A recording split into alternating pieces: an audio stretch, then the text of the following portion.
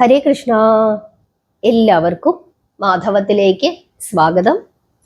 2026 March മാസം 2-ാം തീയതി തിങ്കളാഴ്ച. അന്നാണ് ചരിത്ര പ്രസിദ്ധമായ ചോറ്റാനിക്കര മകം. ചോറ്റാനിക്കര ദേവീക്ഷേത്രത്തിലെ മകം തൊഴൽ പ്രത്യേകിച്ച് സ്ത്രീകളെ സംബന്ധിച്ചിടത്തോളം വളരെ വിശേഷപ്പെട്ട ദിവസമാണ്. പുരുഷന്മാരെക്കാൾ കൂടുതലായി അന്നേ ദിവസം ക്ഷേത്ര ദർശനം ചെയ്യുന്നത് സ്ത്രീകളാണ്. അന്ന് ഭഗവതി വലതു കൈകൊണ്ടാണ് ഭക്തജനങ്ങളെ അനുഗ്രഹിക്കുന്നത് എന്നാണ് വിശ്വാസം. സാധാരണ ദിവസങ്ങളിൽ, അതായത് മകം അല്ലാത്ത മറ്റു ദിവസങ്ങളിൽ ഭഗവതി വലതു കൈകൊണ്ട് വാങ്ങുകയും ഇടതു കൈകൊണ്ട് അനുഗ്രഹം ചൊരിയുകയും ചെയ്യും. എന്നാൽ കുംഭമാസത്തിലെ മകം നക്ഷത്ര ദിവസം ദേവി ഇടതു കൈകൊണ്ട് വാങ്ങുകയും വലതു കൈകൊണ്ട് അനുഗ്രഹിക്കുകയും ചെയ്യും. ഇതാണ് ഈ ദിവസത്തെ ഒരു പ്രത്യേകത. വില്യമംഗലത്ത് സ്വാമിയാര് അന്നേ ദിവസം, അതായത് കുംഭമാസത്തിലെ മകം നക്ഷത്ര ദിവസം ഉച്ചപൂജ കഴിഞ്ഞ്, അതായത് ഒരു 2 മണിയോടുകൂടി അദ്ദേഹം പടിഞ്ഞാറോട്ട് കീഴ്ക്കോവിലമ്മയെ പ്രാർത്ഥിച്ചതിനു ശേഷം കീഴ്ക്കോവിലമ്മയുടെ നടയിൽ നിന്നുകൊണ്ട് പടിഞ്ഞാറേക്ക് നോക്കിയപ്പോൾ സർവാഭരണ വിഭൂഷിതയായി 4 തൃക്കൈകളോടുകൂടി ചോറ്റാനിക്കരയമ്മ വില്ലുമംഗലത്ത് സ്വാമിയാരുടെ മുമ്പിൽ ഉച്ചയ്ക്ക് 2 മണിക്ക് പ്രത്യക്ഷപ്പെട്ടു എന്നാണ് വിശ്വാസം. അതനുസരിച്ചിട്ട് മകം തൊഴൽ ഉച്ചപൂജ കഴിഞ്ഞ 2 മണി മുതലാണ് തുടങ്ങുന്നത്. 2 മണി മുതൽ രാത്രി 8:30 വരെ മകം തൊഴൽ നടക്കാറുണ്ട്. രോഹിണി നക്ഷത്രം, കുംഭമാസത്തിലെ രോഹിണി നക്ഷത്രത്തിൽ ഉത്സവം തുടങ്ങും. ഉത്രം നക്ഷത്രത്തിൽ ഉത്സവം അവസാനിക്കും. മകവും പൂരവും തൊഴുന്നത് വിശേഷമാണ് എന്ന് വിശ്വസിക്കുന്നു. ഉത്രം നക്ഷത്ര ദിവസം 5 മണിയോടുകൂടി നടയടയ്ക്കും. ആ സമയത്ത് ക്ഷേത്രത്തിലുള്ള ലോഹപാത്രങ്ങളും ലോഹം കൊണ്ടുണ്ടാക്കിയ ആയുധങ്ങളുമെല്ലാം എടുത്ത് മാറ്റിവെക്കും. അതിനുശേഷം ഭൂതഗണങ്ങളുടെ വിളയാട്ടമാണ് എന്നാണ് വിശ്വാസം. അത്തം നക്ഷത്ര ദിവസമാണ് പിന്നീട് നട തുറക്കുന്നത്. അന്ന് കീഴ്ക്കാവിലമ്മയ്ക്ക് ഗുരുതി നടക്കാറുണ്ട്. അതാണ് അത്തം ഗുരുതി. 10 ദിവസം ഗുരുതി ഇല്ലാത്തത് കൊണ്ട് അന്ന് വളരെ വിശേഷപ്പെട്ട രീതിയിലാണ് ഗുരുതി നടക്കുന്നത്. പണ്ട് ഒരാള് ഈ ഭൂതഗണങ്ങളുടെ വിളയാട്ടം അതൊന്ന് കാണണമല്ലോ എന്ന് വിചാരിച്ചിട്ട് ഒന്ന് പരീക്ഷിക്കുന്നതിന് വേണ്ടിയിട്ട് നടയടച്ചതിനു ശേഷം ക്ഷേത്രത്തിലേക്ക് പോവുകയും അങ്ങനെ പിറ്റേ ദിവസം അവിടുത്തെ ജീവനക്കാര് വന്ന് നോക്കുമ്പോൾ ഇദ്ദേഹത്തിന്റെ ശരീരം മുഴുവനും മുറിഞ്ഞിരിക്കുന്നതായി, മുറിഞ്ഞ ശരീരത്തോടു കൂടി അദ്ദേഹം അവിടെ കിടക്കുന്നത് കണ്ടു എന്നും പറയുന്നുണ്ട്. 108 ദേവീക്ഷേത്രങ്ങളിൽ പ്രധാനപ്പെട്ട ഒരു ദേവീക്ഷേത്രമാണ് ചോറ്റാനിക്കര ദേവീക്ഷേത്രം. രാവിലെ ഭഗവതി മഹാസരസ്വതിയായി കാണപ്പെടുന്നു. ഉച്ചയ്ക്ക് ദേവി മഹാലക്ഷ്മിയാണ്. വൈകുന്നേരം ദേവി ദുർഗാ പരമേശ്വരിയാണ്. ക്ഷേത്രത്തിൽ ശിവസാന്നിധ്യമുള്ളത് കൊണ്ട് ദേവിയെ പാർവതീ ദേവിയായും കണക്കാക്കുന്നു.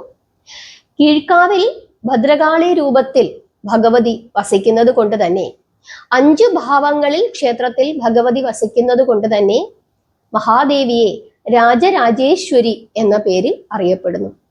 അത്രയും ശ്രേഷ്ഠമായ ഭഗവതിയാണ്, ഐശ്വര്യദായകിയാണ് ഭഗവതി. ചോറ്റാനിക്കര ദേവി ക്ഷേത്രവുമായി ബന്ധപ്പെട്ട് മറ്റൊരു ഐതിഹ്യമുണ്ട്. അതായത് ശങ്കരാചാര്യര് തൻ്റെ നാട്ടില് സരസ്വതി ദേവിയുടെ സാന്നിധ്യം ഇല്ല എന്നുള്ള വിഷമത്തോടു കൂടി അദ്ദേഹം മൈസൂരിൽ ചാമുണ്ടാദേവി ക്ഷേത്രത്തിൽ പോവുകയും അവിടെ ഇരുന്നു കൊണ്ട് ഭഗവതിയെ പ്രാർത്ഥിക്കുകയും ചെയ്തു. അങ്ങനെ ശങ്കരാചാര്യരുടെ പ്രാർത്ഥന സ്വീകരിച്ചുകൊണ്ട് ഭഗവതി ശങ്കരാചാര്യരുടെ മുമ്പിൽ പ്രത്യക്ഷപ്പെടുകയും ശങ്കരാചാര്യരുടെ കൂടെ വരാമെന്ന് പറയുകയും ചെയ്തു. പക്ഷേ ഭഗവതി ഒരു നിബന്ധന വെച്ചു. ഞാൻ വരാം, പക്ഷേ ഒരു കാരണവശാലും തിരിഞ്ഞു നോക്കരുത്. തിരിഞ്ഞു നോക്കിയാൽ ഞാൻ അവിടെ നിൽക്കും എന്ന് ദേവി പറയുന്നു. അതനുസരിച്ചിട്ട് ശങ്കരാചാര്യര് മുന്നേയും ദേവി പുറകെയും നടക്കുന്നു. അങ്ങനെ നടന്നു വരുന്നതിന്റെ ഇടയിൽ കൊല്ലൂർ എന്ന ഭാഗത്ത് എത്തുമ്പോൾ ദേവിയുടെ പാദസരത്തിന്റെ ശബ്ദം കേൾക്കാതെയായി. ഭഗവതിക്ക് എന്തു പറ്റി എന്ന ചിന്തയിൽ ശങ്കരാചാര്യര് തിരിഞ്ഞു നോക്കുന്നു. അതോടുകൂടി ദേവി അവിടെ ഇരുന്നു. ഇനി ഞാൻ വരില്ല എന്ന് പറയുന്നു. ഭഗവതി അവിടെ ഇരുന്ന പ്രദേശമാണ് ഇന്ന് കൊല്ലൂർ മൂകാംബിക ദേവി ക്ഷേത്രം എന്ന പേരിൽ അറിയപ്പെടുന്നത്. ഞാൻ വരില്ല എന്ന് ശങ്കരാചാര്യരോട് തീർത്തു പറയുന്നു ഭഗവതി. പക്ഷേ ശങ്കരാചാര്യര് വീണ്ടും ഭഗവതിയോട് പ്രാർത്ഥിക്കുകയും തന്റെ നാട്ടിലേക്ക് വരണമെന്ന് അപേക്ഷിക്കുകയും ചെയ്യുന്നു. അങ്ങനെ ശങ്കരാചാര്യരുടെ പ്രാർത്ഥന ഉൾക്കൊണ്ട ഭഗവതി ശങ്കരാചാര്യരുടെ നാട്ടിലുള്ള ദേവീക്ഷേത്രത്തിൽ രാവിലെ വരാമെന്നും അതിനുശേഷം തിരിച്ച് കൊല്ലൂരിലേക്ക് പോകുമെന്നും പറയുന്നു. അങ്ങനെ അവിടെ നിന്നും ഒരു ജ്യോതിയുമായി ശങ്കരാചാര്യർ വരികയും ആ ജ്യോതി ചോറ്റാനിക്കര ഭാഗത്ത് തെളിയിക്കുകയും ചെയ്തു. അങ്ങനെ പണ്ട് കാലത്ത് ഈ പ്രദേശത്തിന് ജ്യോതിയാനിക്കര എന്നാണ് അറിയപ്പെട്ടിരുന്നത്. പിന്നീടാണത് ചോറ്റാനിക്കര എന്ന പേരിൽ അറിയപ്പെട്ടത്. അതുകൊണ്ട് തന്നെ ഇന്നും കൊല്ലൂർ മൂകാംബിക ക്ഷേത്രത്തിൽ 5 മണിക്കാണ് നട തുറക്കുന്നത്. ചോറ്റാനിക്കര 4 മണിക്ക് തുറക്കും. അതിനുശേഷം 4 മുതൽ 5 മണി വരെ ഇവിടെ ചോറ്റാനിക്കരയിൽ കൊല്ലൂർ മൂകാംബികാ ദേവിയുടെ സാന്നിധ്യമുണ്ട്. അതിനുശേഷം ഭഗവതി തിരിച്ച് കൊല്ലൂരിലേക്ക് പോകുന്നു എന്നാണ് വിശ്വാസം. ചോറ്റാനിക്കര ദേവി ക്ഷേത്രത്തിലെ ശാസ്താവിന് വളരെയധികം പ്രാധാന്യമുണ്ട്. ഭഗവതിയുടെ അംഗരക്ഷകനായിട്ടാണ് ശാസ്താവിനെ കരുതുന്നത്. ഗണപതി, ധർമ്മശാസ്താവ്, ശിവൻ, ബ്രഹ്മാവ്, ജ്യേഷ്ഠാ ഭഗവതി, ഹനുമാൻ, ബ്രഹ്മരക്ഷസ് തുടങ്ങിയ ഉപദേവതകളെയും നമുക്ക് ക്ഷേത്രത്തിൽ കാണാവുന്നതാണ്.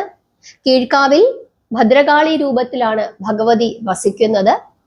രോഗദുരിതങ്ങൾ, ബാധാദുരിതങ്ങൾ, കുടുംബദോഷങ്ങൾ, അങ്ങനെ എല്ലാ വിധത്തിലുള്ള ദോഷങ്ങളും മാറുന്നതിന്, പ്രത്യേകിച്ച് രോഗങ്ങൾ മാറുന്നതിനൊക്കെ തന്നെ ഭഗവതിയെ പ്രാർത്ഥിക്കുന്നത് വളരെ വളരെ ശ്രേഷ്ഠമാണ് എന്നാണ് വിശ്വാസം. മകം നാളിൽ ഭഗവതി സർവാഭരണ വിഭൂഷിതയായിട്ടാണ് കാണപ്പെടുന്നത്. 2 മണി മുതൽ ക്ഷേത്രത്തിൽ വലിയ തിരക്കാണ്. മകം തൊഴൽ നടക്കുന്നത് ഉച്ചയ്ക്ക് 2 മണി മുതലാണ്. പൂരം നക്ഷത്രത്തിൽ തൊഴുന്നതും വളരെ വിശേഷമാണ്. ഉത്സവമാണ് നടക്കുന്നത്. ധാരാളം ഭക്തജനങ്ങളാണ് ഓരോ വർഷവും മകം തൊഴാനായിട്ട് ക്ഷേത്രത്തിലേക്ക് എത്തിച്ചേരുന്നത്. കൂടുതലും സ്ത്രീകളാണ് അധികമായി എത്തുന്നത്. വില്യമംഗലത്ത് സ്വാമിയാർക്ക് ദേവി ഈ മകം നക്ഷത്രത്തിൽ 2 മണിക്ക് സർവാഭരണ വിഭൂഷിതയായി വലതു കൈകൊണ്ട് അനുഗ്രഹിക്കുന്ന രൂപത്തിൽ 4 തൃക്കൈകളോടുകൂടി വില്യമംഗലത്ത് സ്വാമിയാരുടെ മുമ്പിൽ പ്രത്യക്ഷപ്പെട്ടതിന്റെ ഓർമ്മ പുതുക്കുന്നതിന് വേണ്ടിയിട്ടാണ് ഉച്ചയ്ക്ക് 2 മണിക്ക് ക്ഷേത്രം തുറക്കുന്നതും മകം തൊഴൽ എന്ന പേരിൽ ആ ദർശനം ഭംഗിയായി തീരുന്നതും. അതുകൊണ്ട് തന്നെ വലതു കൈകൊണ്ട് അന്നേ ദിവസം ഭഗവതി ഭക്തജനങ്ങളെ അനുഗ്രഹിക്കുന്നു എന്നാണ് വിശ്വാസം. കാരണം ആ രീതിയിലാണ് ഭഗവതി ആ സമയത്ത് വില്യമംഗലത്ത് സ്വാമിയാരുടെ മുമ്പിൽ പ്രത്യക്ഷപ്പെട്ടത്. കുംഭമാസത്തിലെ രോഹിണി നക്ഷത്ര ദിവസമാണ് കൊടിയേറുന്നത്. ഉത്രത്തിൽ ഉത്സവം അവസാനിക്കുകയും ചെയ്യും.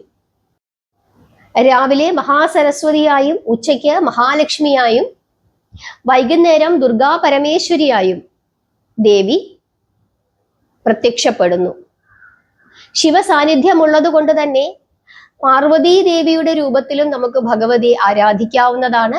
കീഴ്ക്കാവിൽ ഭദ്രകാളി രൂപത്തിൽ ദേവി ഇരിക്കുന്നത് കൊണ്ട് തന്നെ 5 രൂപത്തിലാണ്, 5 ഭാവത്തിലാണ് നമ്മൾ ഭഗവതിയെ വിവിധ സമയങ്ങളിൽ നമ്മൾ പ്രാർത്ഥിക്കുന്നത്. അതുകൊണ്ട് തന്നെ രാജരാജേശ്വരിയാണ്, ശ്രേഷ്ഠയാണ്, ലളിതാ പരമേശ്വരിയാണ്, പ്രപഞ്ച നായകിയാണ്. അത്രയും ശക്തിവിശേഷത്തോടു കൂടിയ ഭഗവതിയാണ്. അതുകൊണ്ടാണ് 108 ദേവീക്ഷേത്രങ്ങളിൽ ചോറ്റാനിക്കര ദേവീക്ഷേത്രത്തിന് വലിയ പ്രാധാന്യമുള്ളത്. പോകാൻ സാധിക്കുന്ന എല്ലാവരും ചോറ്റാനിക്കര ദേവീക്ഷേത്രത്തിൽ പോയി മകം തൊഴുക.